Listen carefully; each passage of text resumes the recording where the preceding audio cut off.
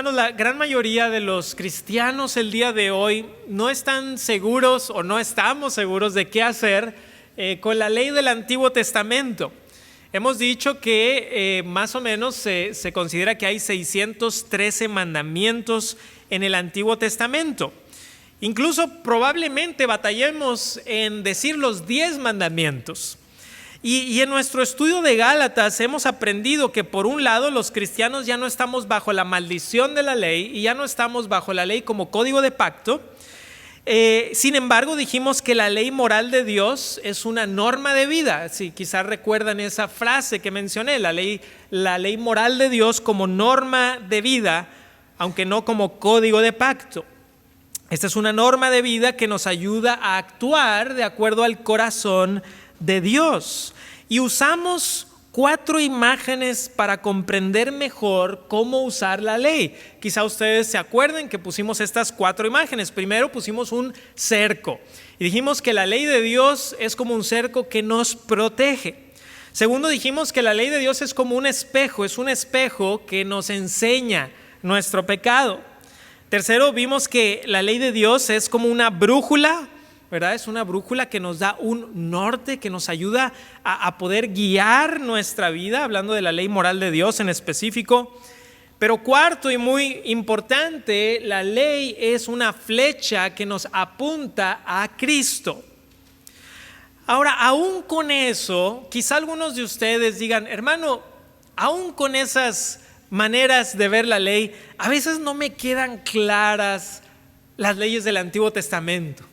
Leo Levítico, por ejemplo, y estoy viendo estas leyes y no alcanzo a comprender cuál es su significado o por qué están ahí. Bueno, hermanos, en el periodo medieval y también en el periodo de la Reforma, ¿verdad? Que la Reforma sería en el siglo XVI, lo mismo con el siglo XVII, que es la post-Reforma.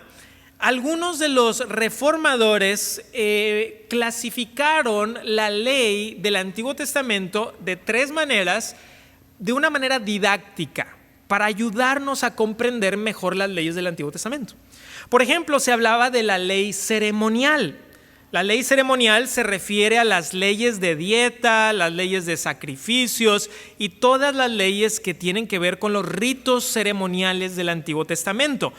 ¿Cómo cuál sería una ley ceremonial? Déjenme les pongo un ejemplo. Levítico 11:7 dice, también el cerdo, porque tiene pezuñas y es de pezuñas hendidas, pero no rumia, lo tendréis por inmundo. Entonces a lo mejor leemos eso y decimos, ¿qué? Bueno, esas son las leyes de dieta, de ceremonia en el Antiguo Testamento. Todas las leyes ceremoniales, hermanos, tanto de los animales inmundos, los animales limpios, la manera en que se vestían los sacerdotes, el tipo de incienso que se traía al templo, todas esas leyes ceremoniales han quedado cumplidas en el Señor Jesucristo. Y entonces el día de hoy ya no están vigentes ni son normativas para nosotros. Y esa es la razón por la cual ninguno de ustedes trajo hoy un corderito para sacrificar en un altar. Ninguno de ustedes trajo palomas, ¿verdad? Para sacrificar, si no tenían para la ovejita. No trajeron una ofrenda mecida, vegetal, no, ¿verdad? Tampoco yo traigo la vestimenta del sacerdote, no tenemos un altar de incienso. Las leyes ceremoniales han quedado cumplidas, eran una sombra que nos apuntaban a Jesús. Esa es una de las leyes. Hay otro tipo de leyes que le llamamos las leyes civiles. Las leyes civiles se refieren a leyes que regulaban la vida política y social de Israel en el Antiguo Testamento. ¿Cómo cuál sería una ley civil? Por ejemplo, Éxodo 22:1 dice, cuando alguno hurtare buey u oveja y lo degollare o vendiere, por aquel buey pagará 5 bueyes o por aquella oveja 4 ovejas. Entonces, bueno, esa ley no está vigente el día de hoy en el sentido de que no somos el pueblo de Israel. ¿Ok? El pueblo de Israel, Antiguo Testamento. Nuevo Testamento, la iglesia. Entonces, el Nuevo Testamento claramente nos insta a someternos a las leyes de nuestra nación. Lo vemos claramente, por ejemplo, en el libro de Romanos, que nos dice que debemos de someternos a las leyes de nuestra nación. Entonces, las leyes civiles del Antiguo Testamento nos ayudan el día de hoy porque podemos extraer algunos principios de justicia. De hecho, los códigos modernos, muchos de los códigos modernos de ley y de justicia han extraído ciertos principios de la ley en el Antiguo Testamento. Entonces dijimos primeramente que hay leyes ceremoniales cumplidas en Cristo. Hay leyes civiles que tampoco están vigentes el día de hoy porque no somos Israel, no estamos bajo la teocracia del Antiguo Testamento. Pero tercero, dijimos que existe la ley moral. La ley moral es la expresión permanente de la voluntad y del carácter santo de Dios. Y se resume principalmente en los 10 mandamientos y en el gran mandamiento de amar a Dios y el segundo gran mandamiento de amar al prójimo. Un ejemplo de las leyes morales serían, por ejemplo, honra a tu padre y a tu madre, que se menciona en el Antiguo Testamento y se repite un par de veces en el Nuevo. O por ejemplo, no cometerás adulterio, que se menciona en el Antiguo Testamento y lo menciona Jesús en el Nuevo Testamento.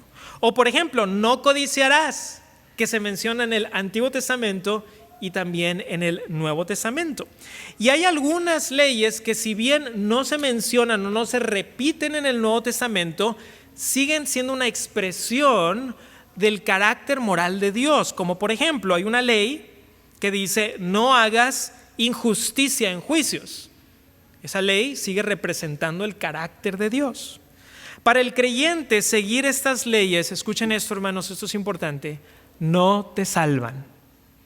Seguir la ley moral de Dios no te salva. Más bien, por medio del Espíritu Santo, el creyente busca seguir la ley de Dios porque reflejan su carácter santo.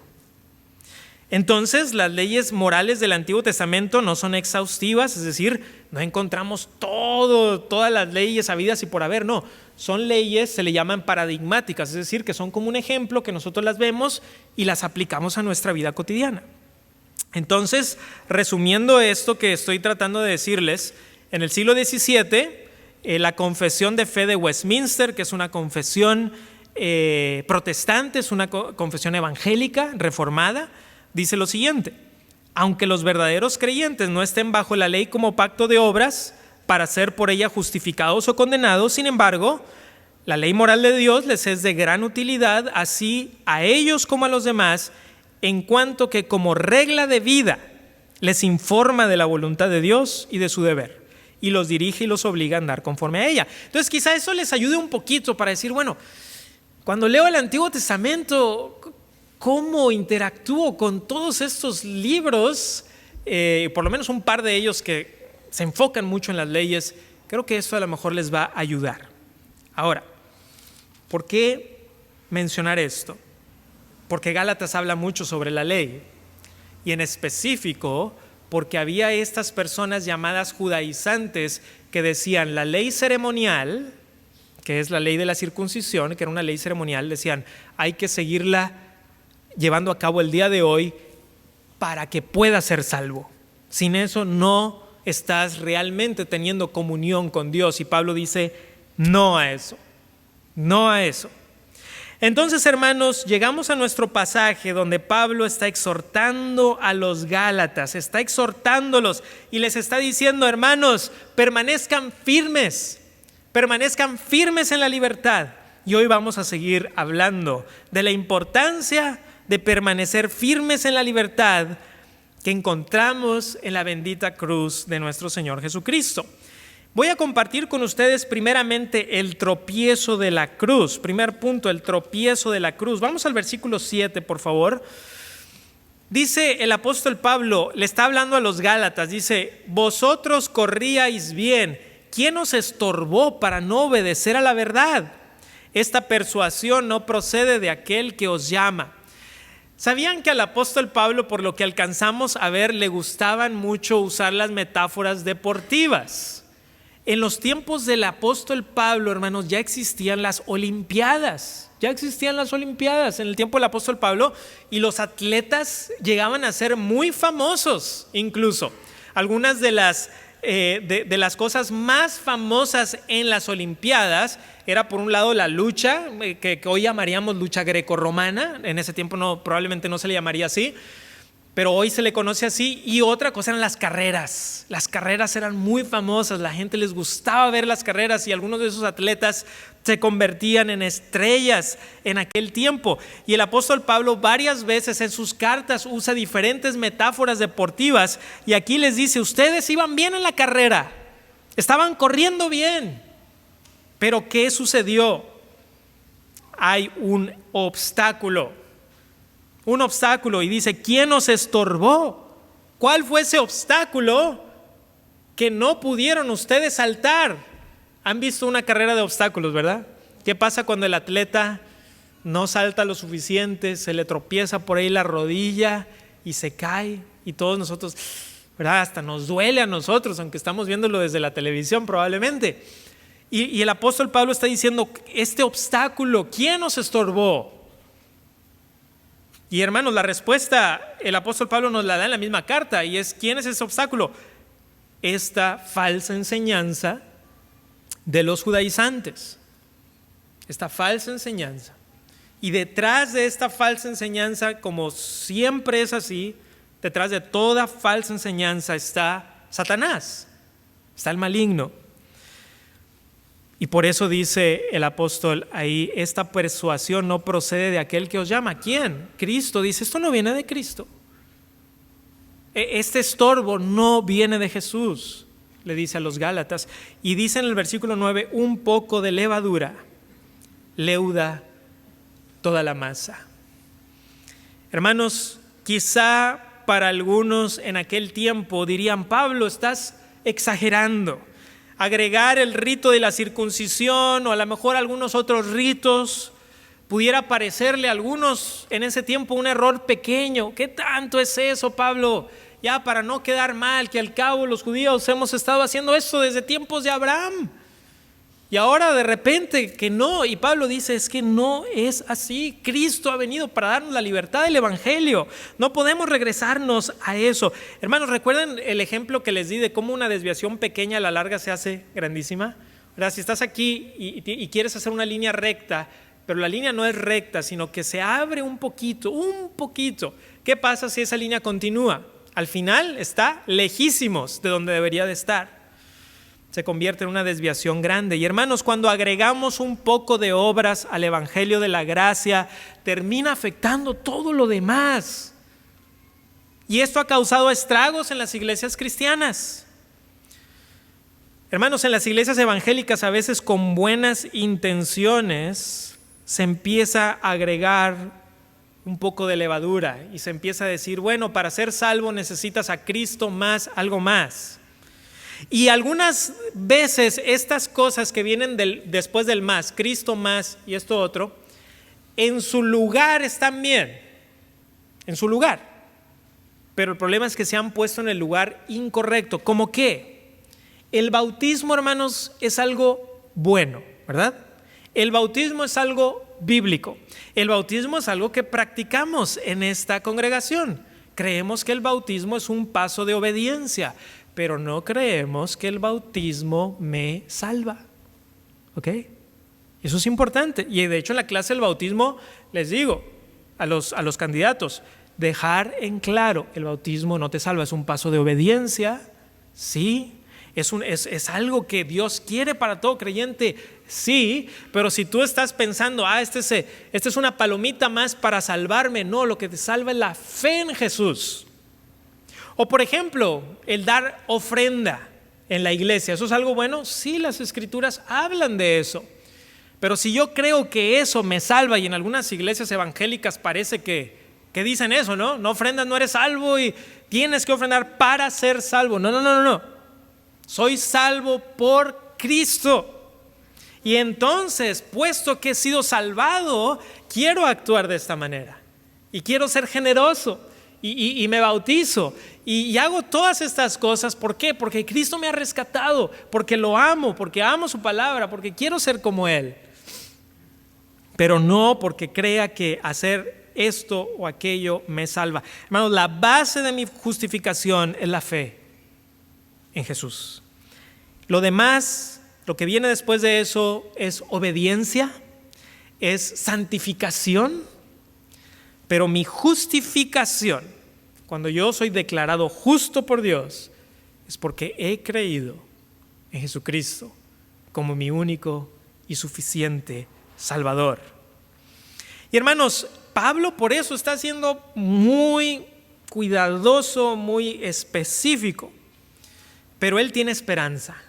Él tiene esperanza por los Gálatas. Miren el versículo 10, dice: yo confío respecto de vosotros en el Señor, que no pensaréis de otro modo, mas el que os perturba llevará la sentencia a quien quiera que sea. Eso es el verso 10. Entonces, fíjense cómo Pablo tiene un corazón esperanzado por sus hermanos. Ahora, normalmente en esta carta Pablo usa el plural para referirse a los legalistas o a los judaizantes, pero aquí usa el singular. ¿Por qué usa el singular? Bueno, estaba checando algunos comentarios de algunos eruditos. Algunos piensan que pudiera ser lo que se le llama un singular genérico, es decir, que está hablando de todos los legalistas, pero usando un singular. Eso es común en algunos lenguajes. O pudiera ser que está señalando de alguna manera al líder de los legalistas, como diciendo: entre ustedes hay un líder y él llevará la sentencia a quien quiera que sea. O sea, Pablo está siendo muy directo. ¿Y cuál es la sentencia, hermanos? Ahora les voy a decir algo. La sentencia por desviarse del Evangelio y agregar cosas al Evangelio es una sentencia severa. ¿Me acompañan a 2 de Pedro, por favor? Y pongan por ahí su separador en donde estamos en Gálatas. 2 de Pedro 2, del 1 al 3. 2 de Pedro 2, del 1 al 3. Quiero que vean, hermanos, que esto es cosa seria. En 2 de Pedro 2, del 1 al 3, el apóstol Pedro habla también con lenguaje fuerte, como el que usa Pablo acá en Gálatas. Y hermanos, hay un momento en donde todos nosotros queremos hablar siempre con gracia, que nuestra palabra sea sazonada con sal, pero también hay un momento para ser firmes. Y 2 de Pedro 2, del 1 al 3 dice: pero hubo también falsos profetas entre el pueblo, como habrá entre vosotros, le dice a la iglesia, falsos maestros que introducirán encubiertamente herejías destructoras y aún negarán al Señor que los rescató, atrayendo sobre sí mismos destrucción repentina. Y muchos seguirán sus disoluciones, por causa de los cuales el camino de la verdad será blasfemado. Y por avaricia harán mercadería de vosotros con palabras fingidas. Sobre los tales ya de largo tiempo la condenación no se tarda y su perdición no se duerme. ¿Creen ustedes que este pasaje se está cumpliendo el día de hoy? Como anillo al dedo, ¿no? Al pie de la letra. El Evangelio es blasfemado incluso. ¿Por qué? Porque abunda falsa enseñanza en la cual se hace mercadería de los hermanos. Es una completa tragedia. Pedro es claro al respecto y Pablo es claro al respecto. Regresemos a Gálatas 5, por favor. Gálatas 5:11. Gálatas 5:11. Dice el versículo 11: y yo, hermanos, si aún predico la circuncisión, ¿por qué padezco persecución todavía? En tal caso se ha quitado el tropiezo de la cruz. Hermanos, una de las razones por las que Pablo era perseguido era precisamente por predicar el evangelio de la libertad en Cristo. Esta libertad era tropiezo para los judíos, para los judaizantes, pero para Pablo él dice: es necesario mantener el tropiezo de la cruz. La cruz era de tropiezo tanto para judíos como para gentiles. Para los gentiles, y recuerden que gentil es una palabra que se usa en la Biblia para alguien que no es judío, ¿verdad? Entonces, para los gentiles era un tropiezo creer que Dios había muerto en una cruz como un criminal. Piensen en el soldado romano promedio, piensen en el ciudadano romano promedio, que veían la cruz como un instrumento de vergüenza, un instrumento de tortura. Decían, solamente los peores criminales son puestos en la cruz. ¿Saben que un ciudadano romano no podía ser puesto en una cruz? Se consideraba una muerte tan baja y tan humillante que si eras ciudadano romano no te podían crucificar, pero crucificaban a los demás, a los ladrones, a los conquistados. Entonces, para un gentil pensar en la cruz como un símbolo de libertad o de victoria, decían, no lo puedo entender. Y para los judíos era un tropiezo creer que en la cruz habían sido libertados de la ley por Jesucristo, porque rechazaban a Jesús como su Mesías. Es necesario hoy seguir predicando el tropiezo de la cruz. Hoy en día el tropiezo de la cruz es decir, solo Cristo salva. Y para muchos eso es demasiado en nuestra sociedad que se llama supuestamente pluralista. O que decimos que en el Evangelio encontramos la verdadera libertad. No, eso es un tropiezo. Hermanos, es tanto tropiezo ahora como en el siglo I. Es decir, a veces eso podemos sentirlo un poquito incómodo por la cultura en la que vivimos. Hermanos, ¿ustedes creen que los creyentes del siglo I, II y III que estuvieron bajo persecución no sentían también ese tipo de presiones? Pero estaban dispuestos a dar su vida por ello. Pablo considera tan terrible esta herejía que se había introducido a los Gálatas, que escuchen, vamos a leer ahorita uno de los versículos más fuertes en todo el Nuevo Testamento. Pablo proclama una imprecación de juicio sobre los que estaban desviando a los hermanos. Una fuerte imprecación. Una imprecación, hermanos, es una declaración de juicio sobre alguien. Y lo vemos en el versículo 12. Dice, ojalá se mutilasen los que os perturban. Como dije, una de las declaraciones más fuertes que encontramos en el Nuevo Testamento. La palabra griega es opokopko, que se puede traducir como hacerse eunucos.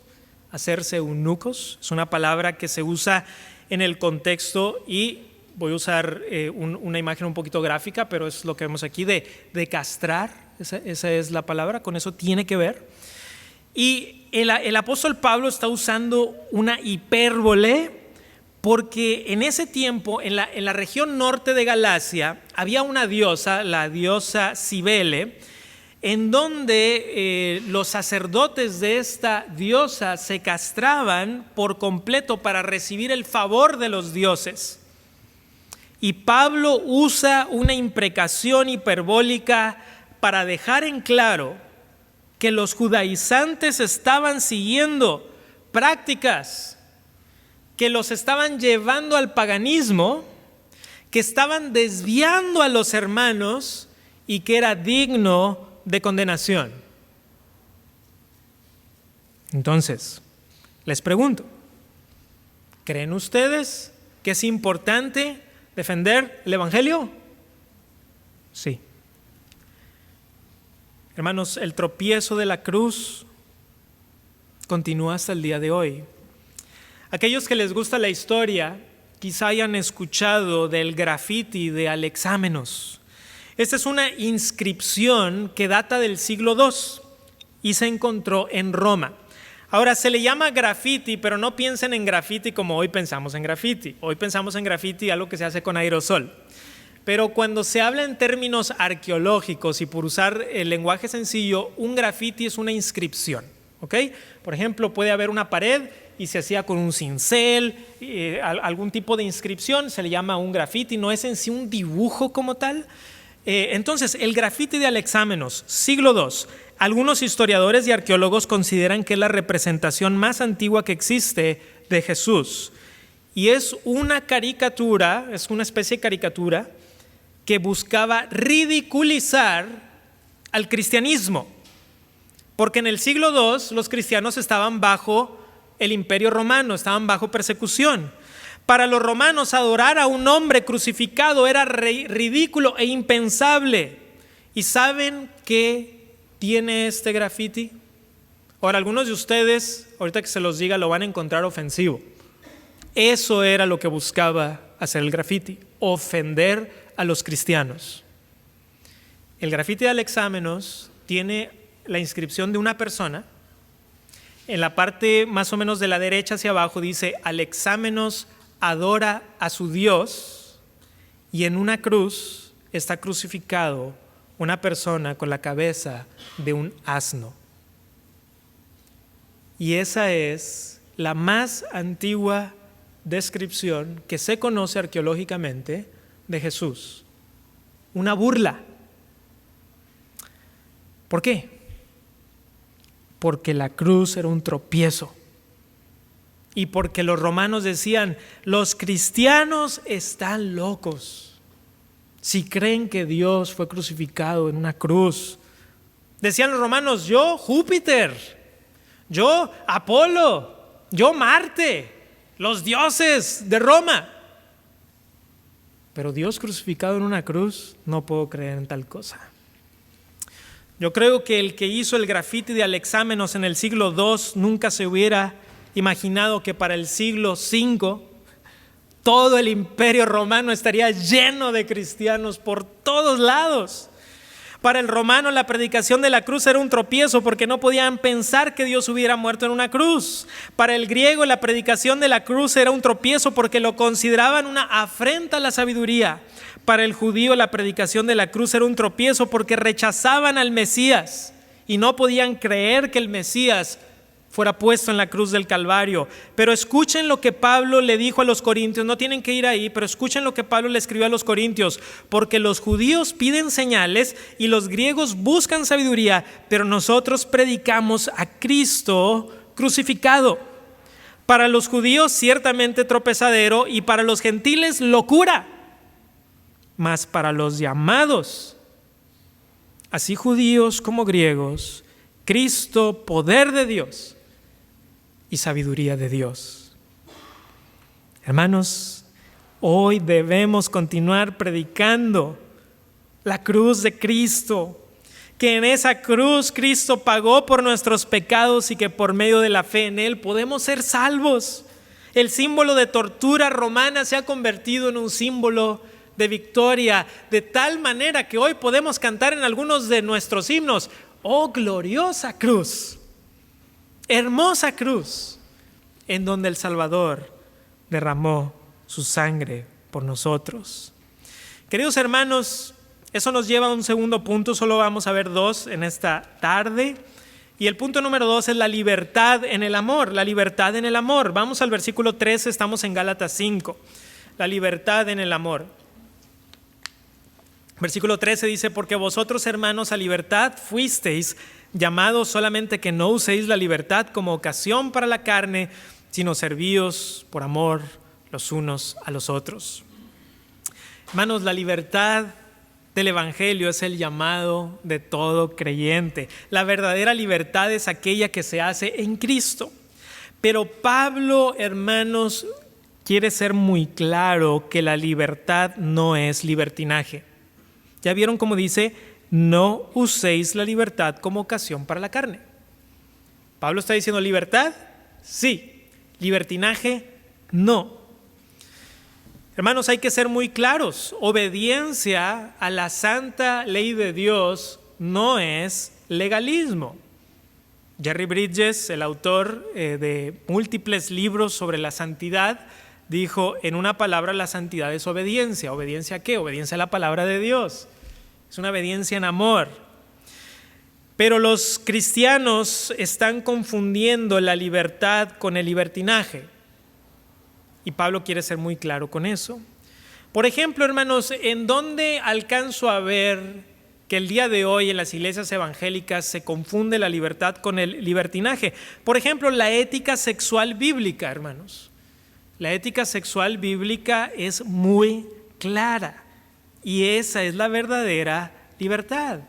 ¿Qué dice la ética sexual bíblica? Muy sencillo, muy claro: que la sexualidad está reservada para un hombre y una mujer dentro del pacto del matrimonio. Eso es lo que dice la Biblia claramente. Jóvenes, eso es lo que dice la Biblia, claramente.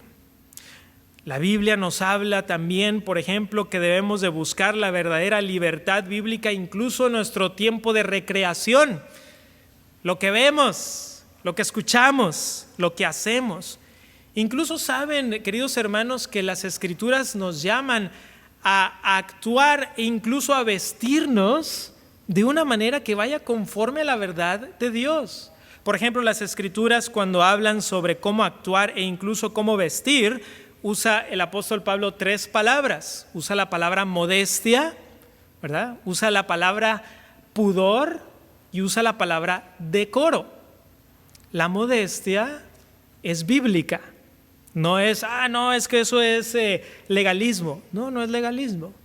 La verdadera libertad es cuando dejamos que Dios nos hable y que nosotros podamos experimentar el gozo de vivir una vida que no está buscando que la gente me vea a mí, mucho menos mi cuerpo, sino que vea a Dios, que yo sea un reflejo de Dios. Y yo quiero exhortarles, hermanos, a eso, que podamos buscar eso como iglesia, que busquemos eso como hermanos, que busquemos ser de testimonio los unos a los otros.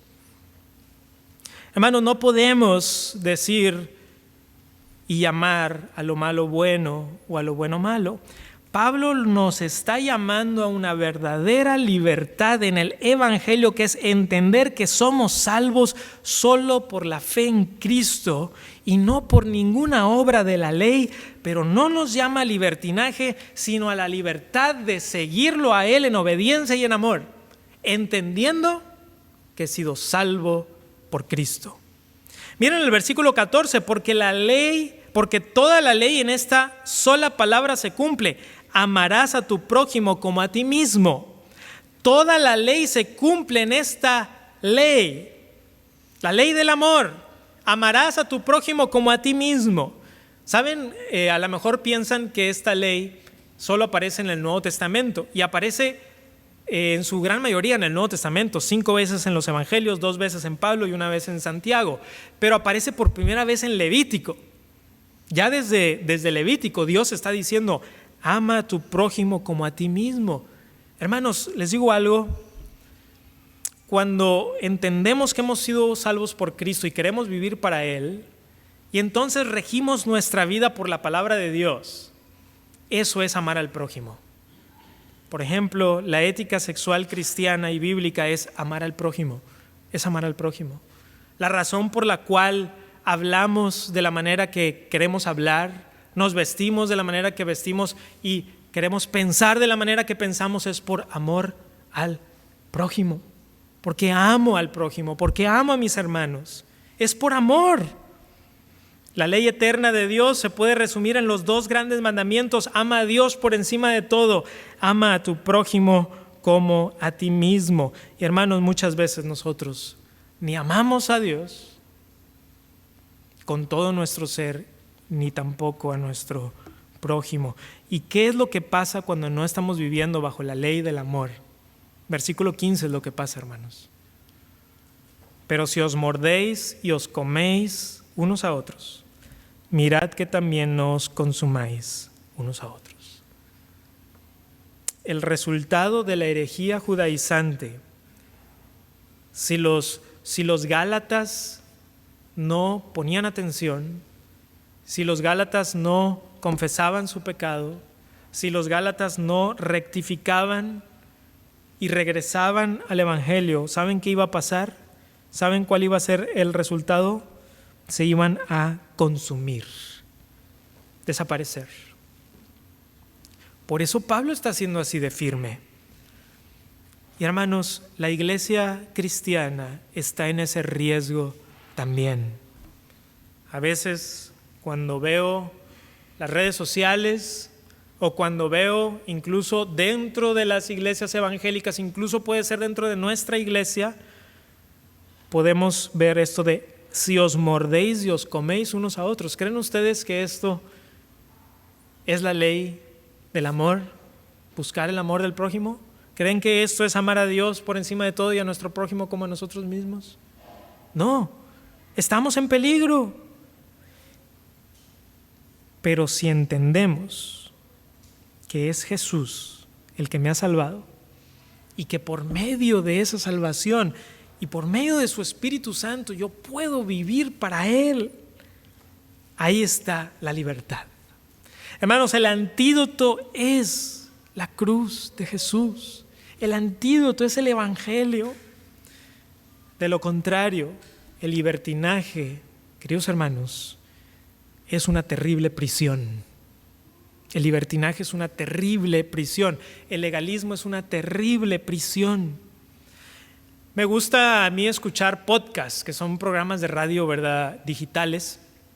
Y hace poquito estaba escuchando un podcast sobre una mujer que por mucho tiempo abandonó la iglesia y recientemente acaba de regresar a la iglesia después de muchos años. Ella era una intelectual, era una persona relativamente famosa en sus círculos, siempre hablando en contra del cristianismo, y ahora está regresando a la fe. Y decía, me llamó la atención, decía, para una mujer el día de hoy es muy difícil poder salir con un hombre, decía, es muy difícil. Dice, ¿por qué? Porque yo como mujer secular que no creo en la Biblia, no creo en Dios, lo que terminaba pasando es que cada vez que yo tenía una cita romántica con un hombre, no le podía decir que no a nada y no le podía decir que nada estaba mal. Porque como no hay estándar, entonces decía, en el momento en que yo me atrevía a decirle, oye, pero eso está mal, lo que respondían inmediatamente es, eres religiosa, eres una tradicionalista, ya vienes con tu moral tradicional. No, libérate de esas cosas. Y decía ella, esa supuesta liberación es una terrible prisión. Y decía, es más, muchos de estos matrimonios que están empezando, dice, empiezan ya con el matrimonio minado porque no hay base.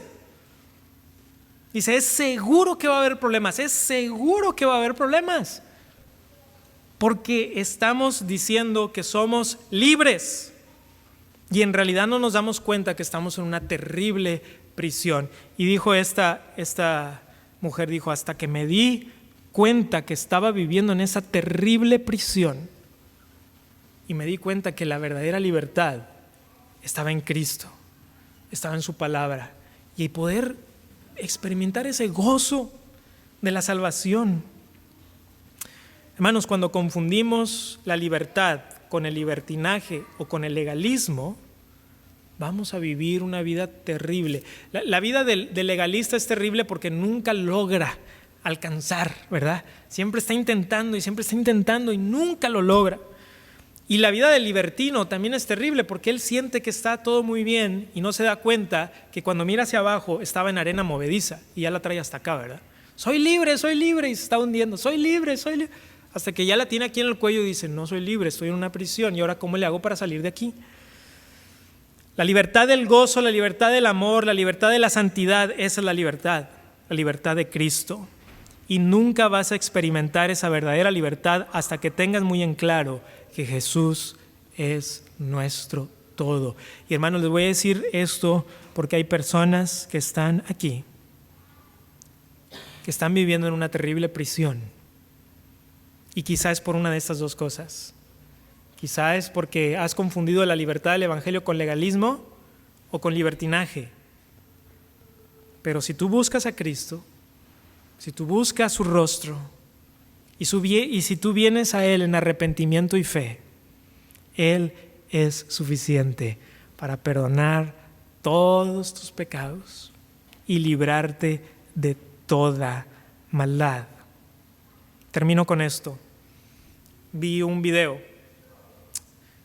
Le estaba preguntando un joven a muchas otras personas, oye, ¿por qué? ¿Qué te impide a ti ser cristiano? Y uno decía, a mí me lo impide la Biblia, y a mí me lo impide, uno dijo, es que no tengo suficiente disciplina como para ir a la iglesia los domingos. Y una persona dijo, he cometido muchos pecados.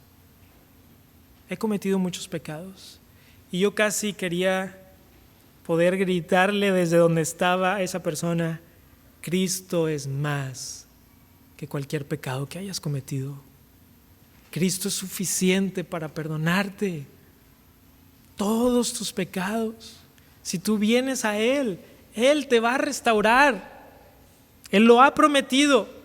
Pondrá su Espíritu Santo sobre ti y experimentarás el gozo y la alegría de una persona que ha rendido sus pies al Salvador. Ese es el deseo que Dios tiene para ti.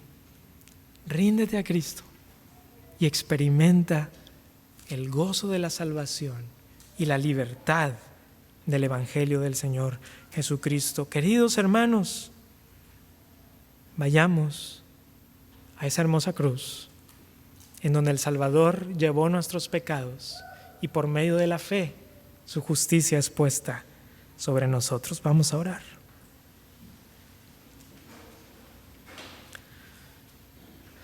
Señor, mis faltas son muchas. Tu gracia es mayor. Mayor que cualquier pecado. Y quizá haya alguien aquí que diga, son demasiados mis pecados. Cristo es suficiente. Quizá haya una persona entre nosotros que diga, hermano Manuel, yo me he estado esforzando tanto para salvarme. Y me doy cuenta que estoy esforzándome a hacer algo que Jesús ya hizo por mí. Él cumplió toda la ley. Él vivió una vida de obediencia, de amor, de entrega, cumpliendo tu preciosa ley, Señor. Y si hay alguien aquí entre nosotros que está bajo la prisión del legalismo o está en el pantano del libertinaje, Señor, que pueda escuchar hoy tu voz y atender a esta llamada que dice, sé libre, cree en Jesús. Dios bendito, tú eres el que lo puede hacer, porque tú eres un Dios salvador y porque la salvación es tuya. Así que salva, Señor. Ese es nuestro deseo, sabemos que es tu corazón y te rogamos que lo hagas en medio de nosotros, en esta congregación, con nuestros familiares, con nuestros amigos, y que nosotros seamos mensajeros de este poderoso mensaje de reconciliación. Te bendecimos y te alabamos en el nombre de Jesús. Amén y amén.